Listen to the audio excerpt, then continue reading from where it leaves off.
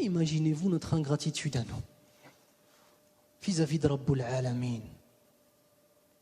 Ikhwan, hna awlad France. Nous, on est des enfants de la France. Il y en a parmi vous qui sont des musulmans d'origine. Il y en a parmi nous qui sont des convertis à l'islam. Proportionnellement parlant et mathématiquement parlant, c'est quasiment impossible que vous soyez là ce soir et que moi je sois là ce soir. On a grandi au milieu du kufr, de l'ma'asi, de la désobéissance. Kramakumullah, des drogues, de la musique, kramakumullah, des femmes. Et pareil pour les sœurs. On a grandi au milieu de ça. Allah Azza wa Jalla est parti nous chercher tout là-bas. Fi dhulumatil ma'asi. Pour ceux qui étaient déjà musulmans.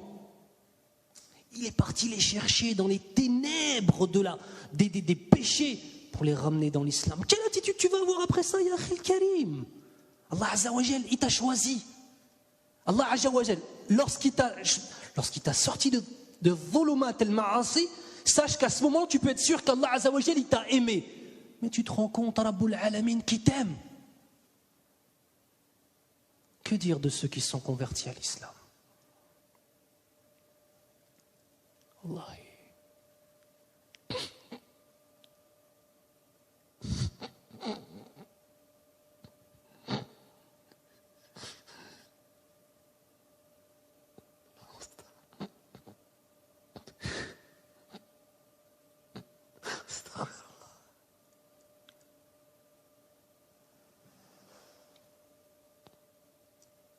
اللهم اغفر لنا ذنوبنا والله.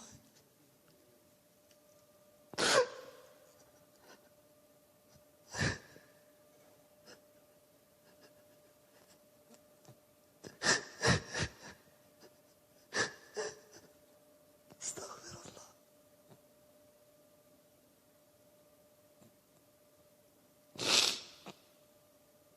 استغفر الله والله.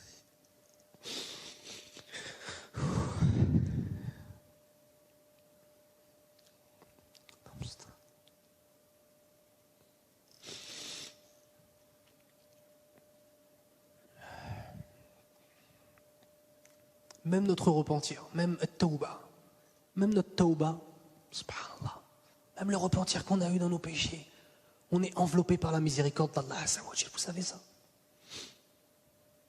Comment est-ce que la tawba est venue dans nos cœurs? Comment? C'est Allah subhanahu wa ta'ala qui a mis dans nos cœurs la volonté de nous repentir. Regardez, ça émane de qui? Ça émane de Rabbul Alamin. Puis ensuite Allah il met le tawfiq, la réussite.